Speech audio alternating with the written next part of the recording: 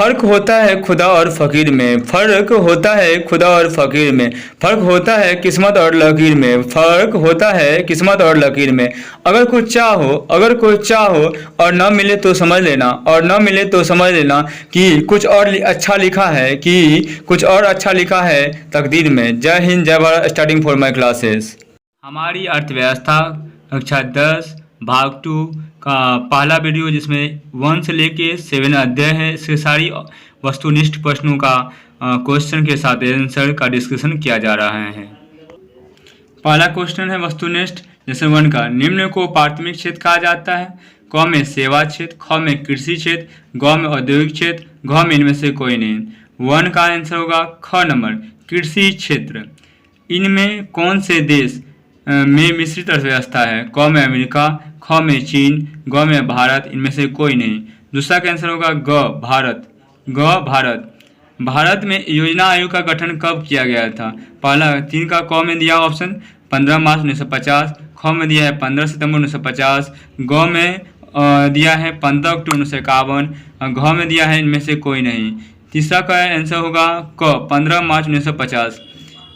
जिस देश का राष्ट्रीय आय अधिक होता है वो देश कहलाता है क अविकसित, ख विकसित, ग अर्धविकसित, इनमें से कोई नहीं। चौथा का आंसर होगा ख विकसित।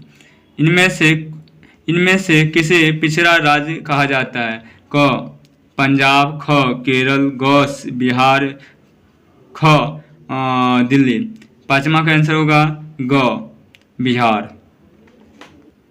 लेसन 2 का ऑब्जेक्टिव क्वेश्चन, सन 2008 से 2009 के अनुसार भारत की औसत प्रति व्यक्ति आय है। क में 22,553 रुपया, ख में 25,494 रुपया, ग में 6,610 रुपया, घ में 54,850 रुपया। इसका 1 का आंसर होगा ख नंबर 25,494 रुपया। भारत में वित्तीय वर्ष कहा जाता है। क नंबर 1 जनवरी से 31 दिसंबर तक, ख में दिया है 1 जुलाई से 30 जून तक, ग में दिया हुआ 1 अप्रैल से 31 मार्च तक, घ में ऑप्शन दिया हुआ 1 सितंबर से 31 अगस्त तक। दूसरा का आंसर होगा आपको ग नंबर 1 अप्रैल से 31 मार्च तक। भारत में किस राज्य का प्रति व्यक्ति आय सर्वाधिक है? क में बिहार, ख में पंजाब, ग में हरियाणा, घ में गोवा। तीसरा का आंसर होगा घ नंबर गोवा। बिहार के किस जिले का प्रति व्यक्ति आय सर्वाधिक है? चौथा के क में ऑप्शन दिया है पटना, ख में ऑप्शन दिया है गया, ग में ऑप्शन दिया है शिवहर, घ में ऑप्शन दिया है नालंदा। चौथा का आंसर होगा क पटना। उत्पादन एवं आय गणना विधि आर्थिक दृष्टिकोण से, पांचवा में क में ऑप्शन है सहज, ख में वैज्ञानिक, ग में व्यवहारिक और घ में उपयुक्त तीनों। तो पांचवा का होगा उपयुक्त तीनों, सहज, वैज्ञानिक और व्यवहारिक तीनों हो गए। ऐसी उपयुक्त तीनों का ही पांचवा का आंसर घ नंबर होगा, उपयुक्त तीनों। गैर संस्थागत वित्त प्रदान करने वाला सबसे लोकप्रिय साधन है। क में देसी बैंकर, ख में महाजन, ग में व्यापारी, ख में है सहकारी। इसका आंसर होगा आपको ख नंबर महाजन। इनमें से कौन संस्थागत वित्त का साधन है? दूसरा का क में ऑप्शन है सेठ साहूकार, ख में रिश्तेदार, ग में व्यावसायिक बैंक, ख में महाजन। इसका दूसरा का आंसर होगा व्यावसायिक बैंक, ग नंबर। भारत के केंद्रीय बैंक कौन है? रिजर्व बैंक ऑफ इंडिया, क्षेत्रीय ग्रामीण bank, state bank of India, Punjab national bank. तीसरा का आंसर होगा रिजर्व बैंक ऑफ इंडिया। राज्य में कार्यरत केंद्रीय सहकारी बैंक की संख्या कितनी है? क में ऑप्शन दिया है पंजाब, ख में है 75, ग में 35 और ख में 25। तो इसका चौथा का आंसर होगा 25, ख नंबर। दीर्घकालीन ऋण प्रदान करने वाली संस्था कौन सी है? क में दिया है कृषक महाजन, ख में दिया है भूमि विकास बैंक, ग में दिया हुआ है प्राथमिक कृषि साख समिति, ख में दिया हुआ है इनमें से कोई नहीं। इसका होगा पांचवा के ख, भूमि विकास बैंक। भारत की वित्तीय राजधानी किस शहर को कहा जाता है? क में दिया है ऑप्शन मुंबई, ख में दिल्ली, ग में पटना, ख में दिया हुआ है बंगलोर। तो छठा का ऑप्शन होगा मुंबई। सहकारिता प्रांतीय सरकारी का हस्तांतरित की विषय कब बनी है? क में 1929 ईस्वी, ख में 1919 ईस्वी, ग में 1918 ईस्वी में, ख में 1914 ईस्वी में। सातवां का आंसर होगा ख 1919 ईस्वी में। देश में अभी कार्यरत क्षेत्रीय ग्रामीण बैंक की संख्या है क में 190, ख में 192, ग में 199, ख में 196। आठवां का होगा 196, ख नंबर आंसर। व्यावसायिक बैंक की राष्ट्रीयकरण कब किया गया? क में दिया हुआ है 1966, ख में दिया हुआ 1930 ईस्वी, ग में दिया 1969 ईस्वी और ख में दिया 1975 ईस्वी। नंबर का आंसर होगा ग 1969 ईस्वी।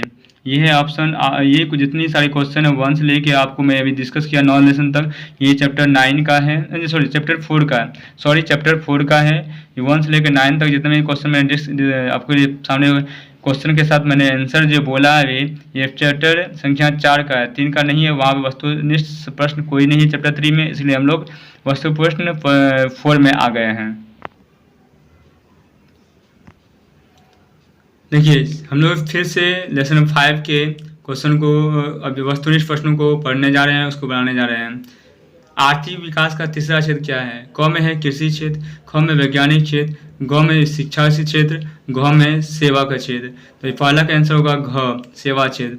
मानव पूंजी के प्रमुख घटक कितने हैं? क में ऑप्शन दिया है 6, ख में दिया है 4, ग में दिया है 5, घ में ऑप्शन दिया है 8। तो दूसरा क्वेश्चन का आंसर होगा ग 5। कौन बीमारू राज्य नहीं है? क में ऑप्शन दिया बिहार, ख में मध्य प्रदेश, ग में दिया कर्नाटका, घ में उड़ीसा। तो तीसरा का आंसर होगा ग कर्नाटका। कौन सी सेवा गैर सरकारी है? क में ऑप्शन दिया सैन्य सेवा, ख में वित्त सेवा, ग मॉल सेवा और घ रेल सेवा। तो चौथा का आंसर होगा ग मॉल सेवा। चौथा का आंसर होगा ग मॉल सेवा। ऊर्जा के प्रमुख स्रोत क्या हैं? क में ऑप्शन दिया है कोयला, ख में ऑप्शन दिया है पेट्रोल, ग में विद्युत, इनमें से सभी। तो पांचवा का आंसर होगा इनमें से सभी। वस्तुनिष्ठ प्रश्न लेसन संख्या 6।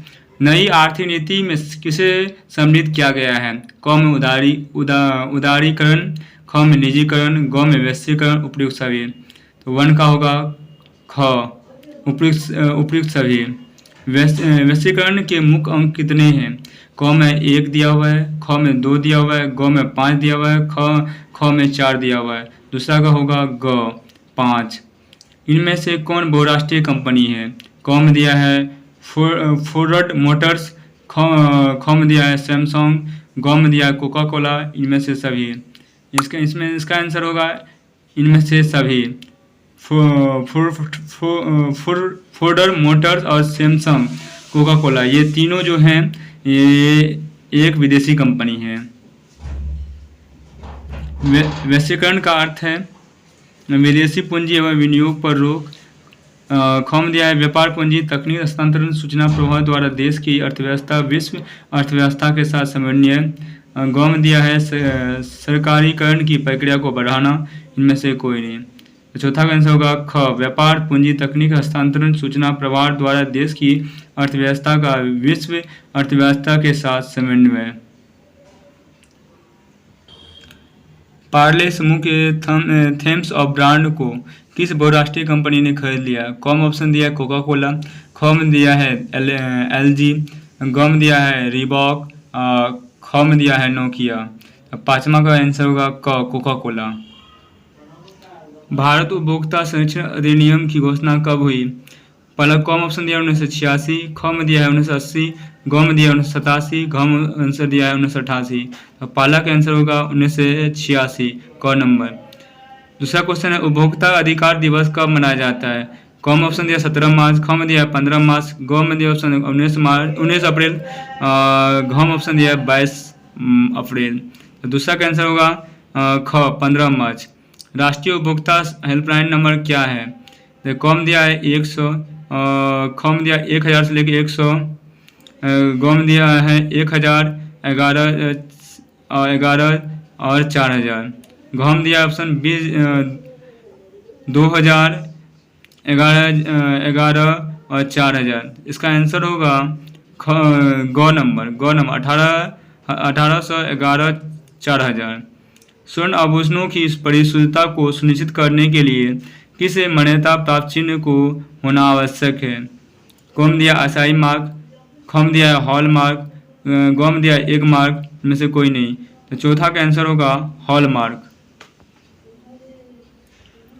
यदि किसी वस्तु या सेवा का मूल्य 20 लाख से अधिक या 1 करोड़ से कम हो तो उपभोक्ता का शिकायत करेगा। कम दिया है जिला फॉर्म में, कम दिया है राज्य आयोग में, गम दिया है राष्ट्रीय आयोग में, इनमें से कोई नहीं। पांचवा का होगा ख राज्य आयोग। छठा क्वेश्चन है उपभोक्ता द्वारा शिकायत करने के लिए आवेदन शुल्क कितना लगता है?